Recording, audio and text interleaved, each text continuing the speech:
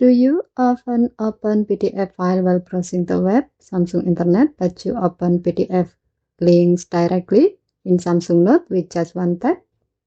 Let me show you how. First, open Samsung Internet app. Tap the menu button in the bottom right corner, then tap Setting. Scroll down the screen. Tap Site and Download. Under the Download section, enable Open PDFs in Note.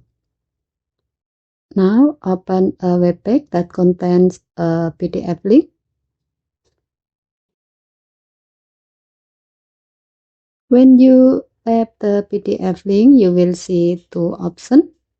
If Open PDF in Note option is enabled, you will see Open in Note and Download. Tap Open in Note, and Samsung Internet will download the PDF and immediately open it in Samsung Note.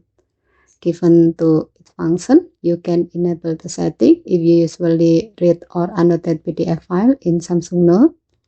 However, if Open PDF in Note option is turned on, you will see Open with Drive and Download instead.